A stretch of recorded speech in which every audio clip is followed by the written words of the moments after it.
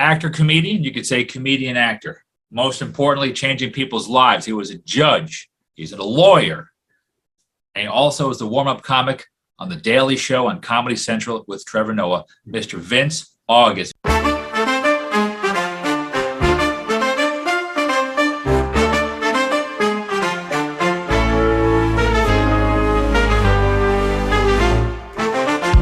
Vince, how are you, my friend? Welcome to Three White Guys That Are Apparently Blind and Can't See show, everybody.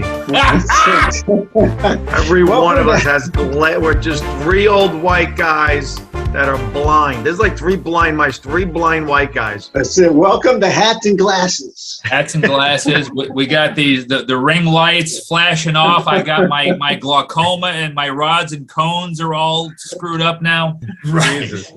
Vince, before we start, let me tell you, yes. My mind is still fairly a steel trap, but let me tell you how important this gig was. I actually wrote down a reminder note. Thursday, 2 p.m. Nice. Vince August. I don't want to miss this meeting whatsoever. Thank you. First off, man, so many things. I wish we could talk for a couple hours because I got so many questions, and we haven't been on Zooming, you and me, probably for a couple of years, probably during the pandemic. So let me take it right back there. You're doing your stuff. You're lawyering. You're doing stuff with The Daily Show, and then January, February 2020 comes about. Things get a little dicey. NBA starts canceling some games. Other sports start canceling some stuff. Businesses get a little hairy. What happens? You're on top of the world doing what you do for years. What happened in the life of Vince August when that pandemic started? Well, it was crazy because the last show I did that wasn't warm-up was at Westbury in Long Island. Wow. Which, if you know it, it's in the round. It couldn't be any more of a petri dish for COVID that if you tried to create one. Right. And here we are. So when you walk out of Westbury, you literally walk and there's people high-fiving you as you're walking past them. So you're getting touched by everybody. And we just kind of got the hint that it was out there. Uh-huh. So as everyone's high-fiving us, I walk straight back to the dressing room and I'm like, you know what? I'm going to wash my hands just to be safe. Because, you know, the fear just started. Yeah. The next week, I go to The Daily Show. And I'll never forget, it's Thursday, March 12th. And the executive producer's like, look, you know what? We're going to have to shut it down. They're saying it's going to be 2 weeks for this flatten the curve thing. We think it's going to be a little bit more. I'm like, look, I got relatives in Italy. This thing is bad. It's March. Trust me, we're not going to be back before May. In fact, I'm going to go because Trump's the president. I think it's going to be irony. I'm going to say Cinco de Mayo, the country's back. And I thought I was going long, and man, did I miss. So yeah, and it was. I have to tell you, everything came to a crashing halt. We had 60 more tour dates on the tour with Trevor. The show was going great. I'm on a fast track to get to. I list all of the shows I've ever done. I have a diary that I write every show down in. Mm-hmm. I'm on my way to 3,000 shows. Not a big deal for most people, but for me, I don't know. I grew up a Roberto Clemente fan. 3,000 hits. I'm trying to get them a 3,000 show. Nice. And then the next thing you know, there's nothing. And the worst thing I did, Pat, was I put that May 4th date in my own head because I was good for March, April. I started making videos trying to keep people laughing. May, I was doing the same thing. I crashed in June 2020. That's when I was like, shit, we're in trouble. This thing isn't open. And in New Jersey, we had the lockdown of all lockdown guys, Murphy, who he wasn't giving an inch. He didn't care about science. He went with the fear approach that everyone else. And I'm not saying it was wrong in the sense if I get why he did what he did. I don't get the nursing home thing between him and Cuomo, whatever. That's a whole different political discussion. But we knew we weren't opening. We knew we were done for a while. Yeah. Started doing Zoom gigs. Man. I know. Not fun. Then I got lucky. I got a couple writing gigs through Trevor and his management team to keep me going, to get me work, keep my brain sharp.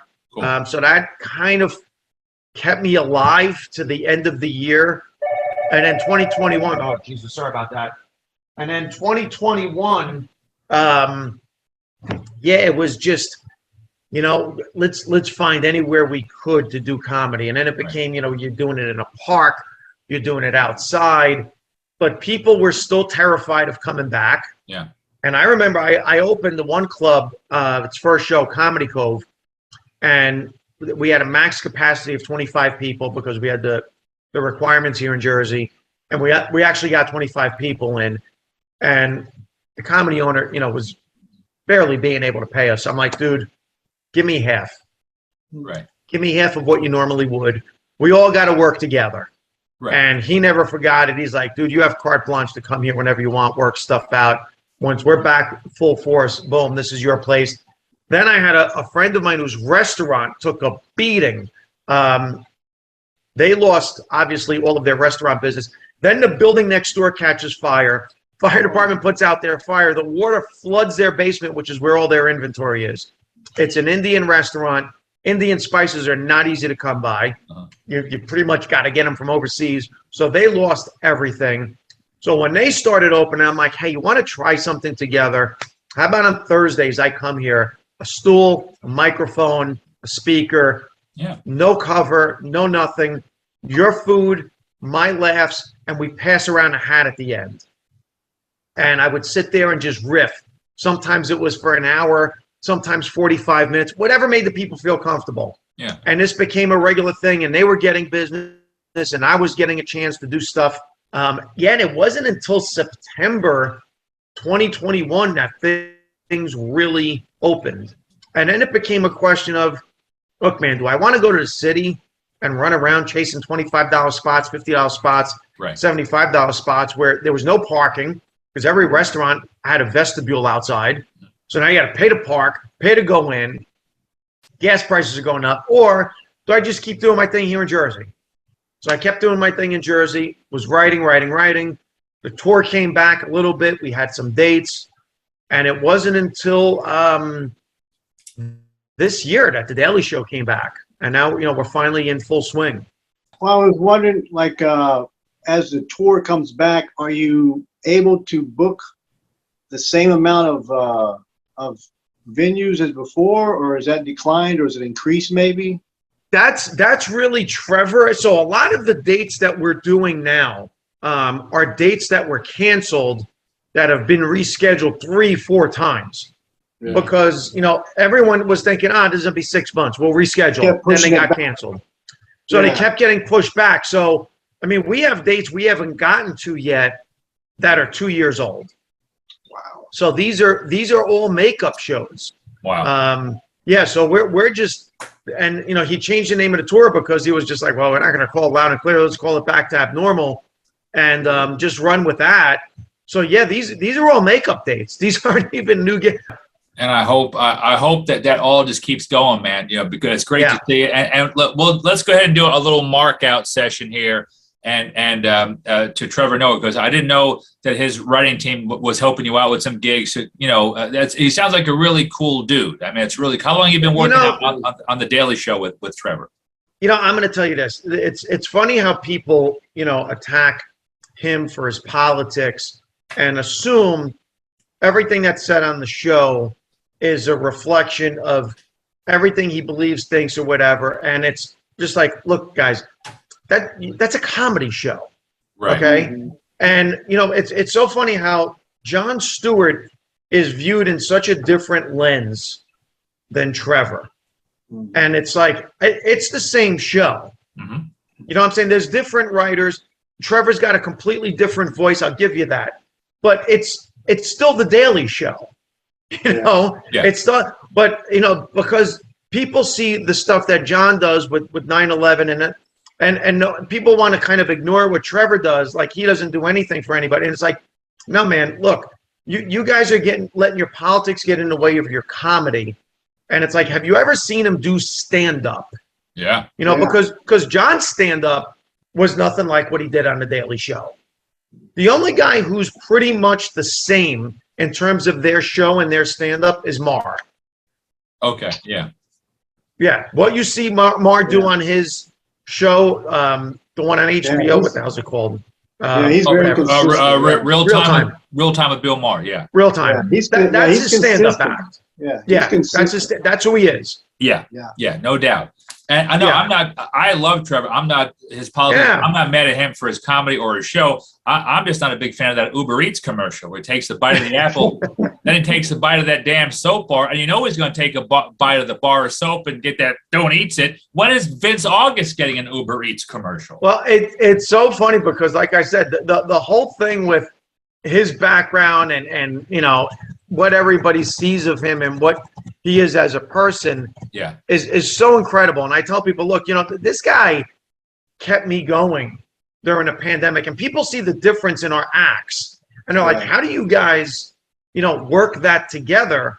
Because, you know, people are like, I don't even know what you are. Are you center? Are you right? Are you left? I'm like, well, good. You shouldn't know what I am. Right. If I'm doing comedy right and I'm making fun of everybody, people are like, but he seems to lean. I'm like, no, again, you guys are basing everything on the show. As a person, when we're together, we have some of the best conversations. In fact, I got to tell you, I don't know that I have a back and forth in terms of really good discussions better with anybody else other than him. Really? Yeah. We have amazing discussion, and we don't always agree. Right. I had this down last minute. It might be a slight cheesy, but any great little road stories? I know it's been not on the road for a while with the pandemic, but any cool little Trevor stories, you and him, or just things he's done for people that you saw him do, or vice versa? I'm going to tell you this, and as far as a comedian, and you know, this show's about comedians based on what's behind you on the wall. Yes, sir. I've opened for other big name people, and we have one green room. And it's me, Josh, and whoever travels with us, we're in one green room. There's no you're in another green room, we're here. Whether we're in a car, we're on a plane, we sit together. Wow. And I've heard nightmares about headliners that everyone agrees with their politics, everyone thinks they're great guys. And it turns out, don't look at the headliner, don't talk to the headliner. You're in a different green room, no pictures together. Yeah. And I'm like, wow. I'm like, and listen, I've had problems with a couple of headliners where I was told, don't talk to the headliner. I'm like, don't talk to the headliner. What the hell does that mean? Just go do your thing and don't talk to them. Don't even look at them. I've heard that. Don't look at them. I know. I hate that. Yeah. Well, that's really cool to know. And let me just tell you something. I'll expose something right now on this show, Vince. You see Tony up there, all mild-mannered, does the same stuff to me. He's all, don't look, don't do this. You go in that room, and I'm like, that's the closet. I don't care. I can tell if you're looking at me on Zoom too. I know. I try to look away like a scared puppy dog. Yeah, we just got back from Calgary and Edmonton, and it's so funny because again, people have assumptions about areas and countries and this and that, and you get there, and I made jokes about Trudeau. I made jokes about the hockey teams. And let me tell you, what a warm, unbelievable group of people. Open-minded. There was no booing, no this, no that. And look, I'm making fun jokes about Canada and everything else. I'm making jokes about the States, the whole bit. None of that. Yeah. Whereas you do jokes in this country, in certain cities, I get more angry messages via Twitter and Instagram from cities that you think are progressive and liberal and everything else than I do in places like Canada or places that you think are super conservative or no. You'd be amazed. You'd be amazed at where you get the hate stuff from with closed-minded people. That's crazy. Do you have a preferred area, like a part of the country that you prefer to do shows in? Like you have like the best energy, the best vibes? I'm going to tell you this. The shows that I've done in Florida as of late have been my favorite. And I don't know if it's the politics. I don't know if it's the vibe. I mean, everyone's moving there apparently. So you have people. And Florida is one of those places that half the people from Florida aren't from Florida. Right. Exactly. So it's not New York City tourists, but it's people from all over the country, probably the East. Yeah. I would say anywhere from Chicago down moved to Florida. Whereas, from Chicago across to the West, they're moving to Arizona and places like that. Yeah. But I'll tell you this, whether it was one of my favorite shows that we did on the tour when we first started was we did an amphitheater in North Florida. Oh, I will never forget that show. It was raining out. We're in an amphitheater, one of the best crowds we had. Yeah. Oh, wow. I just got back from doing shows down in Naples. Okay. What the hell's the name of the place, Pat? Off You're the gonna have Hook? that. Off the hook.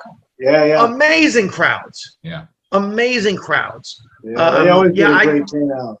I really love going down to Florida, and you get people from all over the place. Yeah. So it's those shows have been a lot of fun. They really have been. And then the one city that surprised me that we went to towards the end of last year, LA. Again, you think LA is going to be super liberal. They're going to be sensitive. Yeah. We did a show at the Forum. Incredible audience. Incredible. So, Nice. you know, again, you think, oh, LA, they're going to be uptight. They're going to be, no, completely different.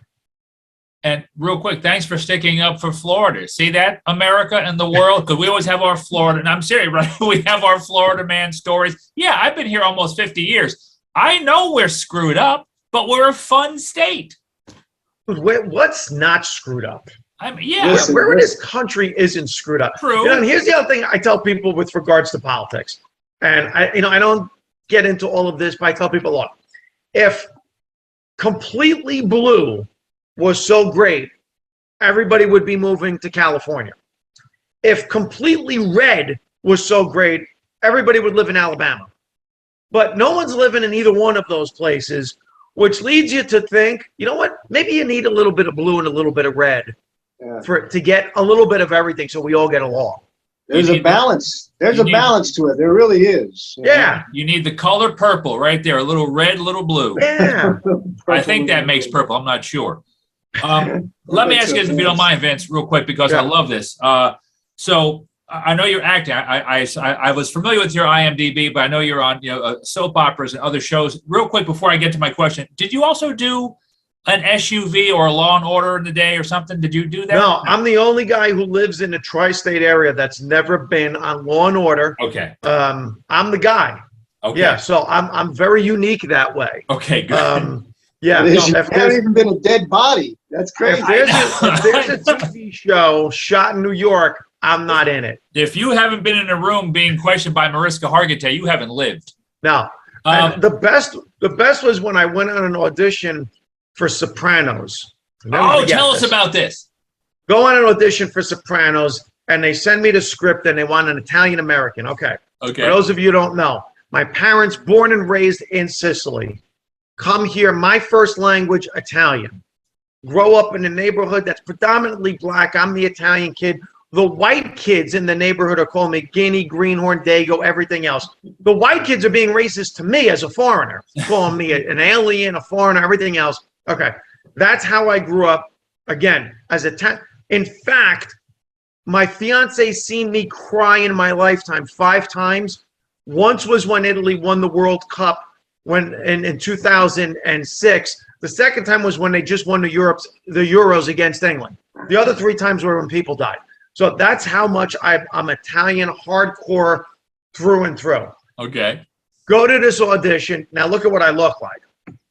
Go to this audition, walk in there, and it's nothing but fat guys with dark hair in bowling shirts. Right. And I walk in, and at the time I'm like 185, pretty cut up.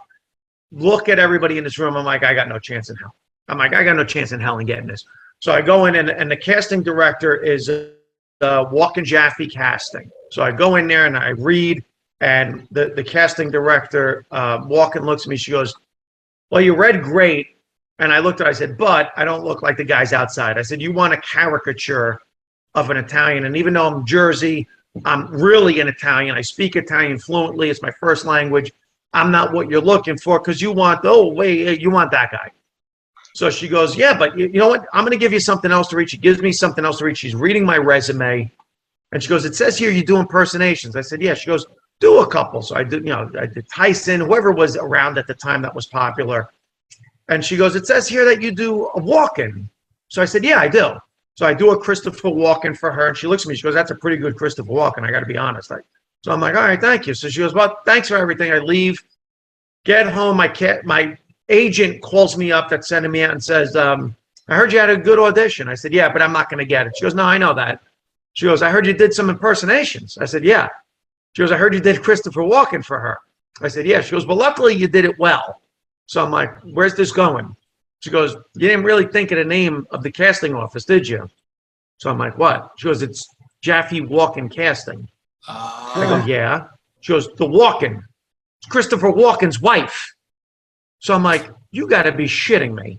So she goes, no, that's the, I'm like, who takes the last name of their spouse in Hollywood? No, why would I think they're married? No one gets married in Hollywood and takes the other person's. She goes, yes. She goes, there's Carrie Jaffe, and then I forget what her name is. She goes, you did her husband's voice to her. So I'm like, oh shit. She goes, but she did it well. So at least, you got that. Wow. That's hilarious. Oh my God. That really is good, man. Who takes their spouse's name in Hollywood? Yeah. That's the truth. That's confusing. Saw that coming? It threw I'm you not off. researching that. I know. Real quick, what were you doing longer, acting or comedy? Oh, comedy. Comedy, okay. Yeah. My IMDb, really the acting consists of doing that TV show, What Would You Do, which I was on the original cast. We did that for like 3-4 years. I did about 45 episodes. Then it just got repetitive. And I'm like, this isn't really doing anything for me anymore. I did 2 soaps, As the World Turns. And then I did General Hospital. Then I was cast for this TV show, Power. Did the original pilot episode on Showtime. I'm like, this is awesome. Looks like I'm going to be a regular on the show. No, never use my character again. Yeah, you're in the pilot episode. You think, oh my God, I'm going to be a part of the show. Yeah. No, not so much. Then, yeah, I did commercials. I did a UPS commercial. I did I wound up doing voiceover commercials, which is weird because I hate my voice. And you never think you sound right, but then again, we're all artists. We're all nuts. We always think we suck. And then one day I'm driving in the car and I hear this commercial on the radio and I'm like, I know the lines from this commercial. I'm doing the lines. I'm like, wait a minute, that's me. The commercial. I didn't even realize it was me on the commercial. Yeah, I did a Geico commercial that showed up in the Buffalo area. So yeah, I was getting stuff. Starburst commercial. I did stuff like that. But no, nothing that paid the bills like comedy. Did you do anything as Christopher Walken? No, I never got anything to. But so he's on the Daily Show when Stewart is there. Yes. And he's one of the guests. And I normally leave when the guest comes out. I just make sure the crowd's good, and then I'm like, all right, the rest is on you guys. Walken is there, and I'm staying for this. I got to see this. I got to see what that, because people say he's quirky, he's weird. Right. What a pisser. He was absolute comedy gold on that show. And when you see the guy morph his life from the deer hunter to what he became with, needing more cowbell on Saturday Night Live. Yeah. I mean, what an arc this guy's career took. But yeah, he was super funny. He's talking about how he lives in Connecticut and there's, I think a groundhog and a squirrel that used to fight every day on his property. And it was like a thing for him to just sit there and watch this. You can picture him doing it too. That's the funny part. What is your writing process? Do you have a certain, because you're also a lawyer, you got a full-time gig, man. Like, where do you fit that in, and how do you manage that stuff? I tell people the one thing that you have to do, and I don't understand a lot of comics that all they're about is just getting spots. I tell people, look, from me anyway, you got to live life. You got to experience life. So, to me, it's like I did straight out of the pandemic. I headlined a show in September of 2021 at a theater in Hackensack, and I kind of spaced out this material. I'm like, and I think I got an hour, maybe an hour, 10 minutes, let's see. And it wound up being an hour and a half. And it was all COVID. And it was just what I saw everyone go through and I went through during COVID, how I reacted to it, how my family went through it, how the world was going through it, and how, a comedian's brain works during all of that.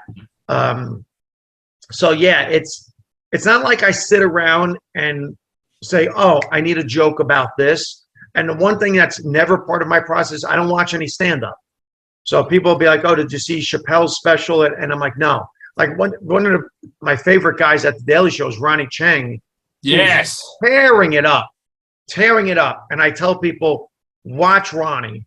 Ronnie is amazing. He's a good guy. I mean, when I tell you a good guy, and, you know, same thing for Roy. Roy is, I mean, really a good guy. That's cool. You know, watch their stuff and people are like, oh, you watch it and you laugh. I'm like, no, but I know them. They're good people. Everyone tells me their special's funny. They have a huge following. Watch, and they're like, but you didn't see it. I'm like, yeah, because I don't watch comedy, man. It's because, you know what, you see somebody do a bit about something, like, I should do a bit on that. And I'm like, nah, I don't want to do that. I want all of my stuff to come from me. That was going to be, that was something I was wondering about. Like if you target certain material, or if it's something that's organic to you that you're dealing with, that's important from your perspective, or if it's something that you're trying to get out to the general public. Yeah, it's all personal. It's all my reflection on stuff. It's all what I see, think, and feel. You know, like with Biden and Trump, you know, it's just my perspective on it. And my perspective is a little bit different than most because I hate both of them. You know, I think they're both idiots. And I'm not going to sit here and take on a side. So what I do is tell people, look, I know you like these guys, but let me give you a snapshot into what you're liking, you know, and just try to find the humor in it too, not where it's an activist type of thing. Yeah. And it's like, look, can we at least laugh at the guy that we know is, I mean, especially the last two. Look, I mean, if you don't have a sense of humor about these two guys, then you're taking. These two guys have, there was a whole era, I'm sure you're familiar because you've been around long enough, but there was a long stretch of nothing but Bush and Clinton jokes. It was like recycled. Going back to Gerald Ford on Saturday Night Live, Chevy Chase used to do him falling down all the time. And that's why people laughed about this thing with the bicycle immediately. Oh, Trump. I'm like, no. Dude, Gerald Ford was literally made fun of all the time for being, you know, a klutz on SNL. Then there were the people that did the Reagan impersonations when Reagan was kind of turning the country around, at least emotionally, if, you know, economically and everything else you can question, but at least the emotional stuff, people were making fun of Reagan. You know, people made fun of Bush, rightfully so, you know, throughout the Bush era. Whereas Clinton got this other weird kind of, you know, the fat jokes at first and then the whole sex jokes. So there was always this weird kind of, it's more cutting towards Republicans. And to me, it's like, no, look, they've always been a target for fodder, period, end of story. If you're that invested in your candidate that you have no sense of humor about it, then don't come see me. Don't come see me. I'm not your comedian. Agreed. I love that rule. Yeah. Not your comedian. And speaking, because back then, we'd probably have the same stuff as we had now back in Gerald Ford's day if we had social media. Now, I can't believe some friends I've known for decades. I refuse to be on anything in my life on either side. So it has to be direct, you know? But I'm a gun owner and I attack gun ownership. I'm Christian religious in that way, but I attack organized religion. You know, so I attack the things that I know there's hypocrisy. I talk about how I'm a pescatarian and everything, and talk about how that's hypocrisy. So, you know, if you don't point out your own bullshit, you know, and are uncomfortable with that, then you just don't, you're just so sensitive about all of your beliefs that you think everything that you think is right. And if you think that everything you think is right, how fucking arrogant are you as a person? Yes. And the thing is it basically almost freezes people in place. There's no progress beyond that because you can't get past that argument. I mean, it's just like there's got to be a point that you agree. Otherwise, we can't move forward in any direction.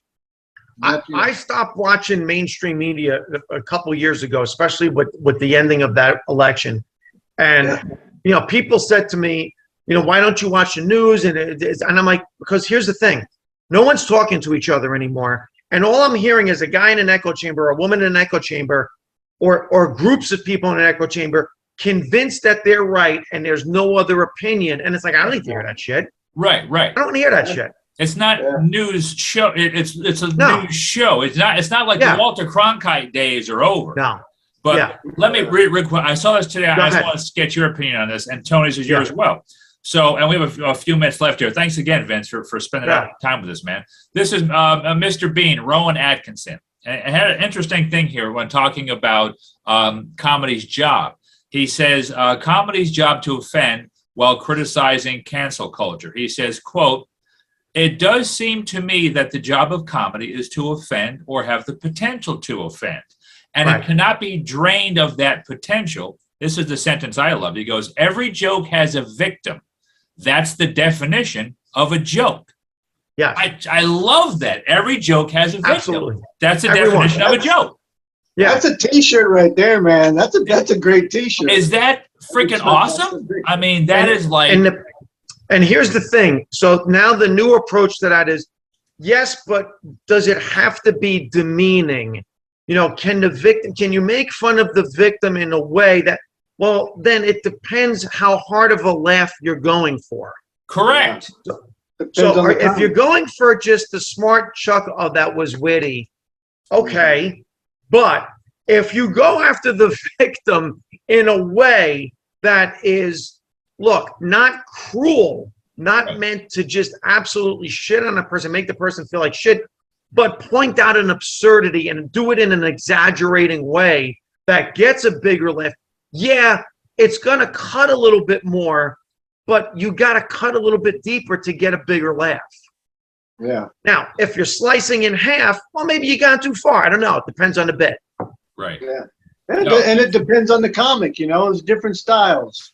There's different styles of cutting people, you know. Not everybody uses the same knife. Of course. Yeah. So, you know, and look, I tell people, comedy is one of those things. It's like music. It's like any other art. It's not for everybody. But just because you don't like it, don't say that shouldn't exist. Exactly. Of course. And that's where we are now. It's, you know what, that brand of comedy shouldn't exist because it bothers me. Well, then we could do that with everything. We could do it with, you know, physical art, sculptures, paintings. We could do it with music. We could do it with TV. How about this? How about you don't just fucking watch it and you move on with your life? That's the thing. It's like we've gotten to a point in society where it's the easiest thing to do is to change a channel. You don't even have to use your hands. You could tell Siri to do it for you. But all we do is complain about what we can change. It's like, don't listen. But so here's the thing. It's not, I don't want to see it. It's, I don't want anyone else to see it. Yes. That's where we are. Yeah, it's not, it bothers me and I don't want to see it. I know I can turn away from it. I don't want anyone else to, because, you know, some of those people don't know how to turn. I'll get the fuck out of here with that shit. That's it, yeah. Get off my algorithm. It's right. It shows, it's a representation of that person when he or she wants to help you. They want to help you. I'm going to complain about is I'm going to do all of the Disney races and end it with the marathon. I swear I would never run a marathon again. As long as it's not in the summer, you're all right. Exactly. Yeah, it's in January. And we could do a whole hour talking about you with your powerlifting and strength training back in the day and all that stuff. This guy knows what he's doing, man. Yeah. What's the big gig here in the next few years that's going to make Vince August happy, and it's the one he wants? It's going to just make him happy for the rest of his life.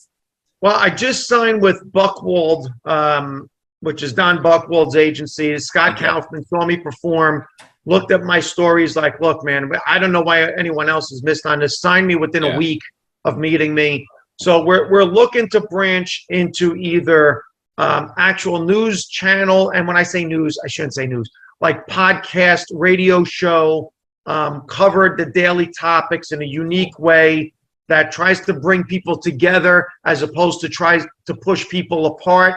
So it might be in the vein of a podcast on a site, might be on Sirius XM or a TV show.